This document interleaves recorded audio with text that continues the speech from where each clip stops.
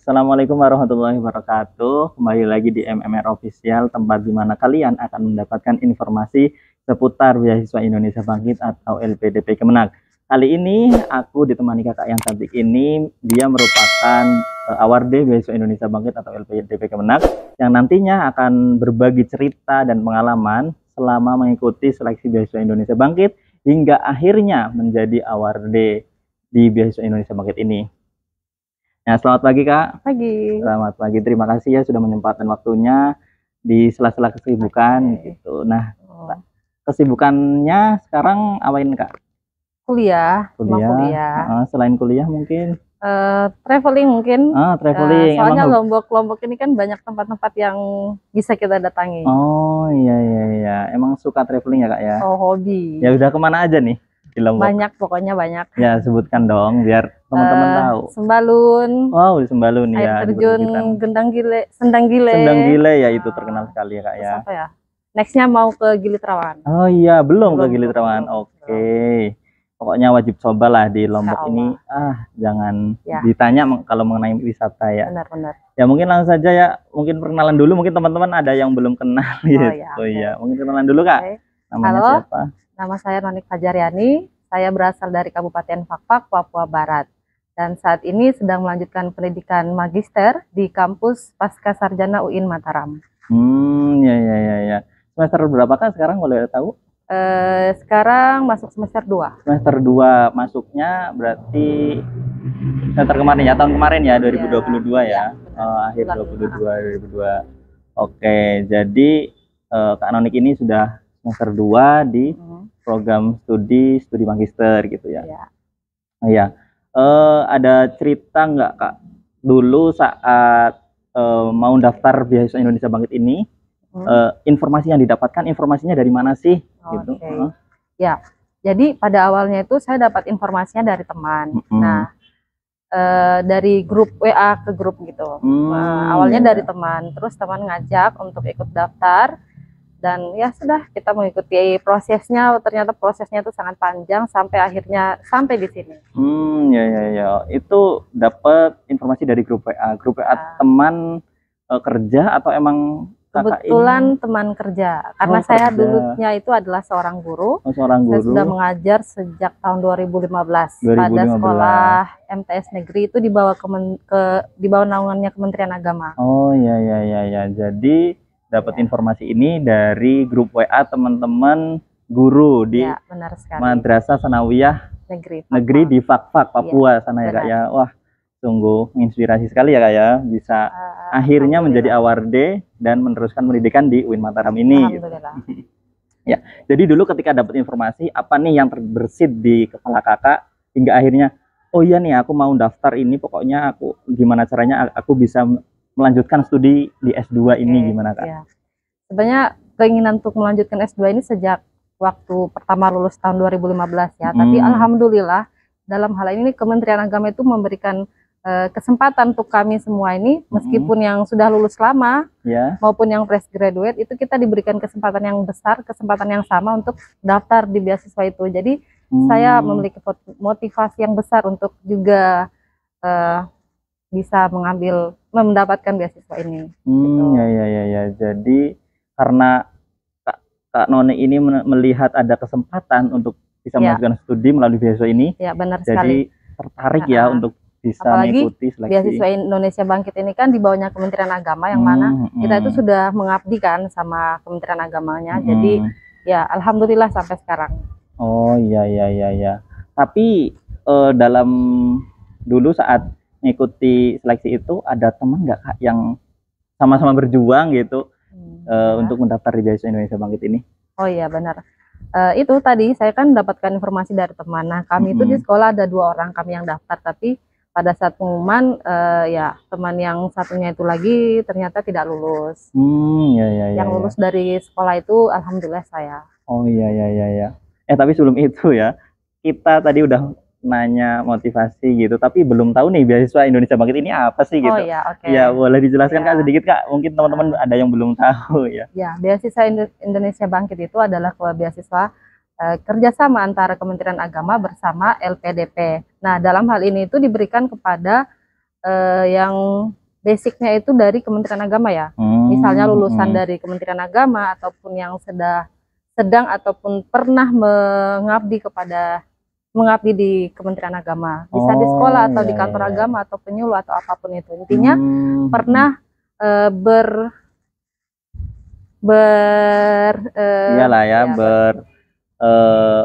memiliki hubungan lah dengan Kementerian Agama dalam arti tidak ada hubungan terselubung ya Kak ya, dalam arti mungkin pekerjaan menjadi pegawai di bawah Kementerian Agama ataupun emang alumni PT KIN di Indonesia seperti itu ya.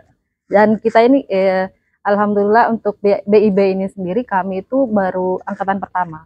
Angkatan pertama ini ya Kak ya. Baru angkatan pertama.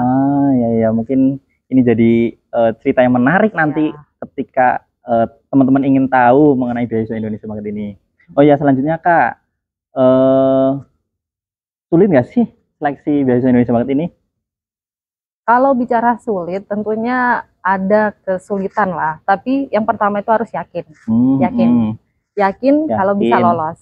Tuh. Dan semua persyaratannya dipenuhi. Paling penting itu ya teman-teman.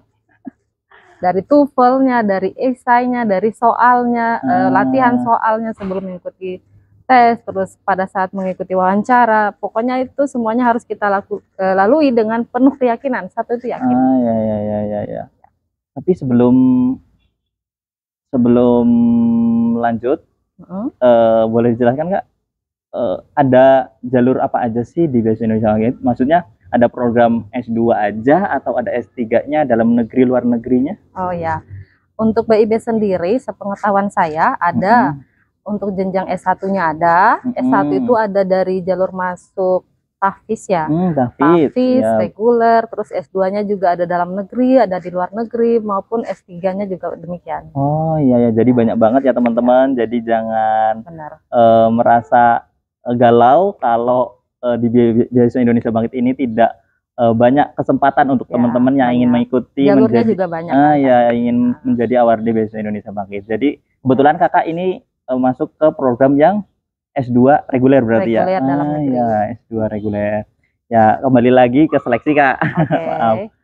Ya, seleksinya ada berapa tahapan Kak? Kalau boleh tahu. Seleksinya itu pertama itu seleksi berkas. Nah, setelah berkas kita penuhi, berkasnya itu juga salah satunya itu TOEFL.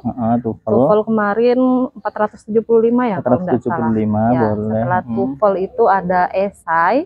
Kita disuruh bikin esai itu minimal kalau saya tidak salah ingat itu 1.500 kata yang berisi tentang apa yang akan kita lakukan pada saat studi, apa yang dilakukan setelah studi, terus apa yang akan kita tulis di dalam tesis nanti. Itu sudah kita bikin memang sebelum itu. Nah, setelah pendaftaran, seleksi berkas, nanti ada tes skolastik. Tes bakat skolastik ya. Selanjutnya itu kalau sudah dinyatakan lulus, lanjut ke tes wawancara. Tes wawancara, ya. Nih satu-satu dulu ya Kak, kita bedah satu-satu. Ya, seleksi administrasi. Di seleksi administrasi apa aja sih? Mungkin tadi udah disebutkan ya, ada TOEFL. Mungkin selain TOEFL ada apa lagi nih? Mungkin biar teman-teman tahu nih syarat yang perlu dipersiapkan. Yang paling penting sih TOEFL sih. Terus tadi esai. Terus paling yang lainnya itu paling berkas gitu. Ijazah, KTP, KK dan sebagainya. Pokoknya lihat aja lah ya di buku panduan atau buklet gitu. Pasti ada nanti setiap pembukaan beasiswa itu pasti ada buku panduannya, itu lengkap sekali di situ. Ya. Tapi dengar-dengar di BIB ini untuk sertifikat bahasa asing tidak hanya TOEFL aja. Oh iya benar, karena kebetulan teman saya juga ada yang pakai TOEFL itu yang bahasa Arab ya. Oh, TOEFL itu bahasa Arab. Boleh. Itu minimal skornya sama dengan TOEFL atau beda? Kalau boleh tahu? Kalau untuk itu kurang tahu ya. Soalnya saya ikutnya TOEFL, kalau TOEFL kurang tahu. Ya intinya cek aja di buku panduannya ya teman-teman mau daftar, pokoknya ada di situ semua. Oke, ya. Terus saat mempersiapkan persyaratan administrasi itu ada masalah nggak? Mungkin dalam membuat esainya mengalami struggle tertentu. Benar. Karena kemarin kita dapat informasinya itu agak telat di menit-menit terakhir. Jadi esai itu benar-benar kita harus persiapkan dalam waktu yang singkat. Jadi harus gadang. Itu sih kendala paling berat sekali kemarin itu. Ya. Menyiapkan esainya. Esai memang itu bagi sebagian beasiswa hunter itu biasanya emang menjadi masalah sih gitu. Benar. Kalau tidak dipersiapkan dengan apalagi baik. Apalagi waktunya mepet sekali kemarin itu. Ya. Kalau TOEFL Kak, ada masalah nggak? Kadang kan ada yang tes TOEFL udah mencoba berkali-kali tapi tidak memenuhi skor untuk mendaftar beasiswa ini. Kalau Kakak sendiri kemarin? Alhamdulillah, karena basic saya pendidikan bahasa Inggris, jadi pada saat mengerjakan TOEFL itu alhamdulillah. Oh, jadi Kakak ini dulu S1-nya pendidikan bahasa Inggris. Benar. Tapi sekarang S2 hukum keluarga Islam. Ya. Ya. Itu kenapa Kak sehingga Kakak ingin memilih jurusan ini, atau sebenarnya Kakak di balik itu ada memilih jurusan yang lainnya? Oh ya, tadi lupa dijelaskan ya. Jadi pada saat pemilihan jurusan itu kita disuruh pilih tiga pilihan. Yang pertama sebenarnya saya pilihnya di pendidikan bahasa Inggris juga di Malang kalau tidak salah. Terus pilihan kedua saya pilihnya di ekonomi syariah dan pilihan ketiga di hukum keluarga Islam. Kenapa saya ambil yang berbeda-beda? Karena terkait disiplin ilmu ya. Kan kita tidak mesti harus belajar yang satu pokok ilmu saja. Tidak ada masalahnya kita belajar juga tentang hukum keluarga Islam, tentang ekonomi. Nah, jadi saya memilih antara tiga itu, pendidikan, ekonomi syariah, dan hukum keluarga. Dan alhamdulillah lulusnya di hukum keluarga Islam. Gitu. Jadi sebenarnya Kak Noni ini tertarik untuk melanjutkan yang linear ya Kak, dengan basic S1 Kakak, yaitu pendidikan bahasa Inggris. Tapi tidak menutup kemungkinan juga untuk belajar disiplin ilmu yang lainnya seperti ekonomi syariah dan hukum keluarga Islam gitu.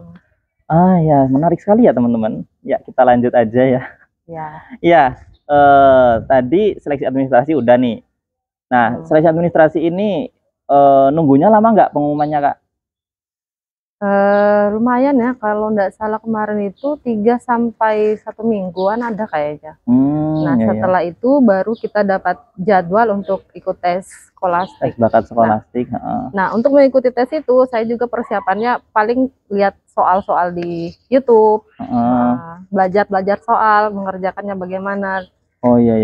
Ada strategi khusus nggak Kak? Atau tips and trick gitu cara belajar di seleksi tahap yang kedua ini nih, bakat skolastik nih. Kan tes tulis ya, tapi pakai komputer. Maksudnya mengerjakan soal. Ada tips nggak untuk bisa mengerjakan soal banyak sehingga bisa memenuhi minimal skor untuk lolos ke tahap selanjutnya?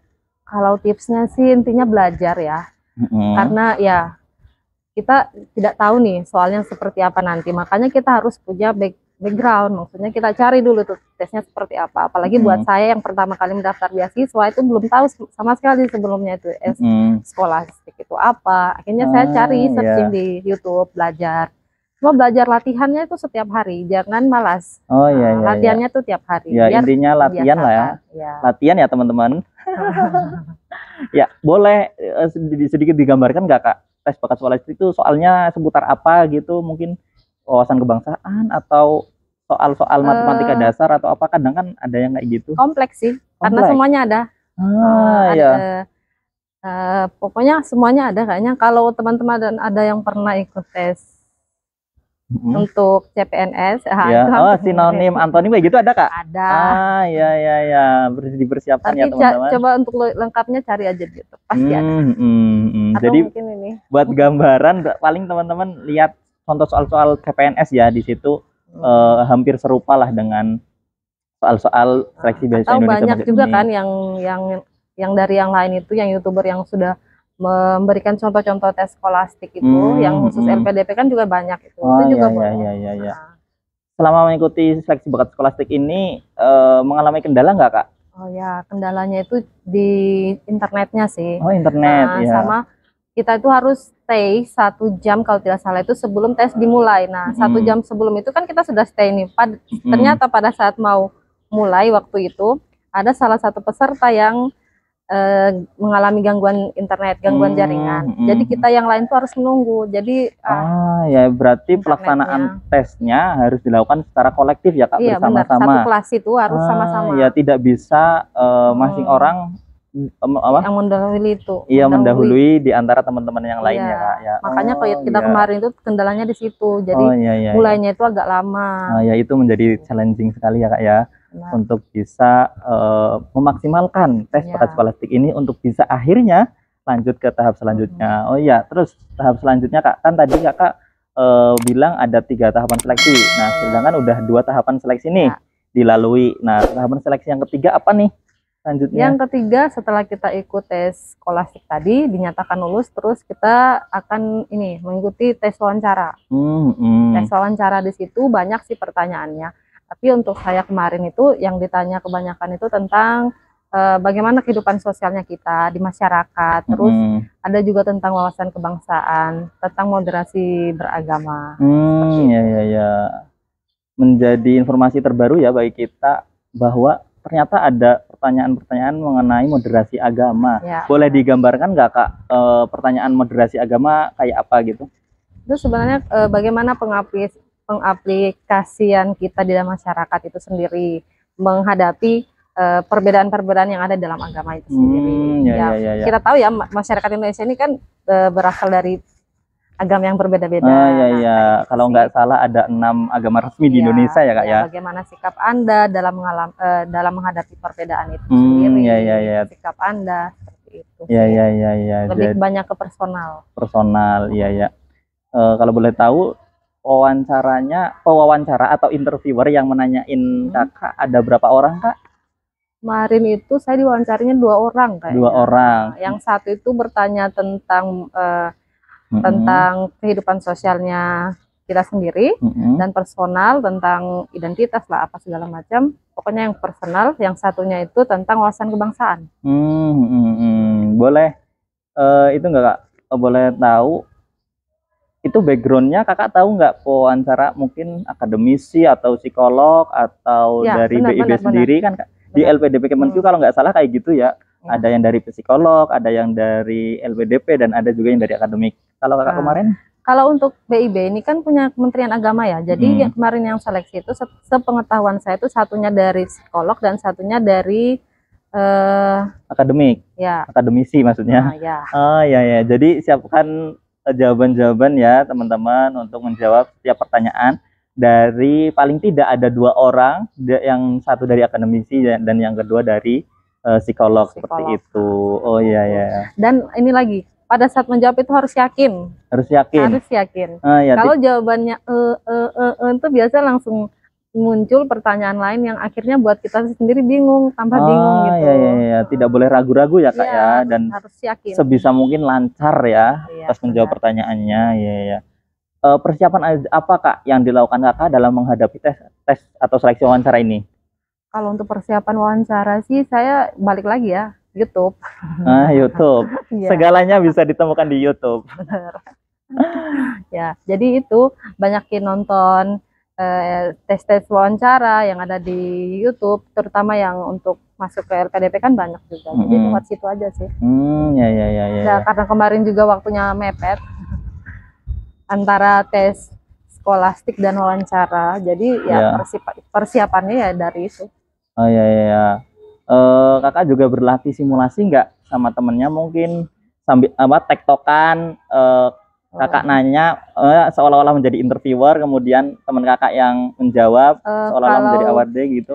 Kalau itu kebetulan enggak sih, karena ya tadi waktunya mepet. Tapi itu yang saya nonton tuh ada tuh di YouTube itu yang simulasi wawancara dengan peserta dengan interview itu banyak juga. Jadi belajarnya dari situ aja. Hebat sekali ya teman-teman, Kakak yang satu ini.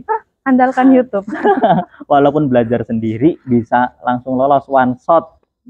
Langsung lolos beasiswa menjadi awardee di Beasiswa Indonesia Bangkit ini. Alhamdulillah. Ketika udah melewati 3 proses seleksi itu, terus kemudian pengumuman nih. Saat pengumuman gimana nih? Apa yang Kakak rasakan saat itu? Waktu itu tuh pokoknya yang pertama pastinya senang. Tapi karena kemarin itu entah karena prosesnya yang sudah di akhir tahun, jadi ya antara senang dan bingung. Karena pada saat itu kita hanya diberikan waktu 2 atau 3 hari untuk sampai, saya dari Papua Barat, dari Fakfak harus tiba di Mataram ini dalam waktu yang singkat, 2 atau 3 hari itu jenjang dari pengumuman itu. Oh ya, jadi habis pengumuman terus sama pihak beasiswanya disegerakan untuk menuju kampus ya Kak ya, kampus tujuan gitu. Sekali. Itu kemarin jadi kita senang sebenarnya, ya senang, tapi ya bingung juga karena kan transportasi dari sana kan ke sininya itu agak susah. Ya, berbicara transportasi nih Kak, karena nyebutin transportasi, ya perjalanan dari Papua ke sini kemarin naik apa Kak? Wah, jauh sekali. Saya naik pesawat dari Fakfak itu, sudah start dari jam 6 pagi. 6 pagi. Langsung ke sini? Enggak lah. Oh enggak, ternyata kemana dulu? Transit ke Sorong. Ke Sorong. Habis dari Sorong ke Makassar. Makassar itu ke Bali. Ke Bali harusnya langsung ke sini. Tapi waktu pada saat berangkat itu bertepatan dengan kegiatan G20 ya di Bali. G20, oh iya kemarin jadi G20 terlambat ya. Harus stay di Bali 1 malam. Tapi habis dari Bali ke sini langsung. Ya berarti transit 4 kali ya Kak ya. Penuh perjuangan sekali. Sangat. Ternyata Kak ya. Dan melelahkan. Udah berkali-kali gonta-ganti pesawat ya. Dari Fakfak ke Sorong ke Makassar ke Bali stay lagi 1 malam. Dan akhirnya bisa sampai di Kota Mataram ini ya, di Nusa Tenggara Barat atau Lombok ya, kalau teman-teman lebih populernya teman-teman tahui Mataram atau Nusa Tenggara Barat ini dengan Pulau Lombok seperti itu. Iya. Tapi transportasi biayanya di cover kan dari BIB ini? Ya, tenang saja. Alhamdulillah dari BIB ini itu menanggung semuanya. Dari transportasi, biaya kedatangannya kita, biaya hidupnya kita di sini, terus biaya buku, ada juga biaya untuk tugas akhir, dan bahkan untuk publikasinya itu ditanggung sama pihak beasiswanya. Oh iya, berarti tidak merasa khawatir ya Kak ya? Ya, alhamdulillah. Ya, jadi teman-teman jangan merasa khawatir, tidak akan terjamin hidup kalian selama menempuh studi memakai beasiswa Indonesia Bangkit ini ya. Iya, benar sekali. Ya. Terus kembali lagi ke pengumuman tadi Kak. Setelah pengumuman, apa nih reaksi orang tua setelah kakaknya melanjutkan studi S2 lagi ini? Alhamdulillah orang tua saya sangat mendukung dalam hal ini. Mereka memberikan support, memberikan dukungan. Ketika akan berangkat dalam waktu yang mendadak itu, Mbak ya, langsung ketika saya sampaikan ke orang tua, Pak, saya lulus. Alhamdulillah ya sudah. Berangkatnya kapan? Nanti naik apa? Kayak gitu. Alhamdulillah orang tua sangat mendukung sekali ya. Karena kesempatan ini kan tidak didapatkan untuk semua orang. Ya, betul. Kesempatan langka lah kalau menurut saya. Ya. Jadi pokoknya kesempatan untuk menempuh pendidikan yang lebih tinggi lagi itu dengan mendapatkan beasiswa ini bukan kesempatan yang bisa didapatkan semua orang, tapi semua orang juga ada peluang untuk mendapatkannya. Tapi tidak memungkinkan semua orang bisa dapat secara berbarengan, mungkin bisa gantian gitu. Nah, mungkin kali ini adalah rezekinya Kak Noni untuk menempuh studi lanjutan di UIN Mataram ini ya Kak ya. Ya. Terus karena udah diterima di UIN Mataram ini, apa nih Kak first impression kakak setelah menjajakan kaki di UIN Mataram ini Kak? Bagaimana kampusnya? Untuk sekelas kalau kita bandingkan ya, enggak salah dibandingkan. Takutnya ada yang tersakiti ya. Dibanding. Untuk di sini nyaman sih, nyaman. Lingkungannya nyaman, terus para dosennya juga nyaman, profesor yang mengajar juga nyaman sekali. Apalagi teman-temannya ya. Kami itu satu kelas itu disebut Nusantara, kelas Nusantara, karena satu kelas itu berasal dari berbagai macam daerah. Ya. Tidak hanya dari Lombok aja ya Kak ya? Iya benar, ada yang dari Padang. Dari mana aja lagi? Dari Sumatera, dari Kabupaten Asahan mana? Asahan, Sumatera Utara. Ya, Sumatera ya. Utara, dari Pariaman, dari Jambi, dari Sulawesi, Jawa, dari Sulawesi, iya, pokoknya iya. semuanya tuh lengkap. Semuanya lengkap, jadi bisa berbagi pengalaman ya Kak ya, dari background yang berbeda-beda gitu. Kakaknya sendiri juga dari Papua gitu kan, jadi bisa berbagi pengalaman tentang budaya, terus kemudian ilmu pengetahuan juga kan, mungkin didapatkannya berbeda-beda gitu. Makanya kami itu disebut dengan kelas Nusantara di kelas itu. Iya. Terus Kak, dulu tapi memilih UIN Mataram ini karena apa? Ya, satu, karena tempatnya itu yang menurut saya tuh sangat Lombok. Kita tahu sendiri ya Lombok. Iya. Ya, pertamanya dari situ sih. Wisata. Tapi keduanya ya wisata, tapi itu itu dari itu tujuan kedua ya setelah menempuh studi ya. The other side. Iya. Oke. Yang pertamanya tentunya studinya lah. Studinya. Karena udah bukan kaleng-kaleng lagi ya UIN Mataram untuk bisa menimba ilmu di sini. Itu banyak ilmu pengetahuan yang bisa didapatkan di sini ya, dari guru-guru besar. Apalagi di sini kan dapat sebutan dengan kota 1000 masjid ya. Jadi itu juga menjadi salah satu nilai jual kenapa saya memilih Mataram. Karena sebelumnya kan saya kuliahnya di Makassar. Di Makassar, kemudian kali ini pengen berpindah ke Mataram atau Nusa Tenggara Barat ini ya Kak ya. Ada kesan dan pesan nggak Kak buat teman-teman buat teman-teman yang mau daftar? Iya, mau daftar seleksi beasiswa Indonesia, atau ada bocoran informasi Kak kapan dibukanya beasiswa Indonesia ini? Terakhir tuh dengar informasi akhir bulan Maret ini atau awal April.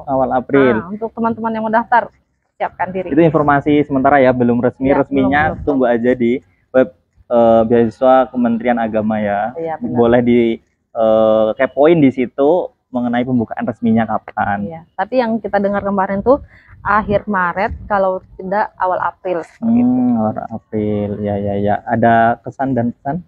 Oke, untuk teman-teman yang mau daftar beasiswa, yang pertama kuncinya adalah yakin. Yakin. Percaya bahwa kita bisa lulus, percaya bahwa kita bisa melaksanakan pendaftaran itu dengan baik, percaya bahwa kita bisa melewati semua seleksi dengan baik juga kayak gitu. Intinya itu yakin. Yakin dan berlatih tentunya ya Kak ya, mempersiapkan dengan baik segala persyaratan dan kebutuhan yang itu mendukung untuk lolos di beberapa tahapan seleksi beasiswa Indonesia Bangkit ini. Setelah yakin, yang kedua masih ada nih Kak. Apa lagi nih? Orang tua. Doa orang tua itu doa orang tua di atas segalanya. Jangan lupa ya teman-teman, segala hal keputusan yang akan kalian ambil libatkan doa orang tua. Di situ akan mendapatkan jurus gitu ya. Akselerasi. Doa orang tua kan ridho orang tua, ridho Allah juga gitu. Pasti nanti akan didengar oleh Allah dan diberikan yang terbaik ya Kak untuk keputusan yang kita ambil gitu. Sangat menarik sekali ya teman-teman, pengalaman dan informasi yang dibagikan oleh Kak Noni ini, jauh-jauh dari Papua ke kuliah dengan beasiswa Indonesia Bangkit ini di UIN Mataram. UIN Mataram sendiri tidak diragukan lagi kualitasnya, kampusnya untuk bisa menjadi tempat menimba ilmu khususnya di prodi hukum keluarga Islam ini. Jadi teman-teman semangat, terus berjuang, wujudkan cita-cita kalian agar bisa menempuh S2 dan mewujudkan impian-impian yang kalian harapkan, cita-citakan di masa yang akan datang. Ya mungkin segitu aja ya teman-teman. Kalau misalkan teman-teman ada pertanyaan seputar beasiswa Indonesia Bangkit, nanti kita akan bahas kupas tuntas mengenai pertanyaan-pertanyaan yang teman-teman sampaikan. Langsung tulis aja di kolom komentar, dan jangan lupa untuk like, subscribe, serta tekan tombol lonceng pada channel ini MMR Official agar kalian selalu mendapatkan update info terbaru seputar beasiswa Indonesia Bangkit atau LPDP Kemenag. Mungkin cukup itu aja Kak. Terima kasih sudah menyempatkan waktunya untuk bincang-bincang di siang hari ini, di hari yang cuaca yang sedikit terik panas ini ya Kak ya, tapi tidak masalah.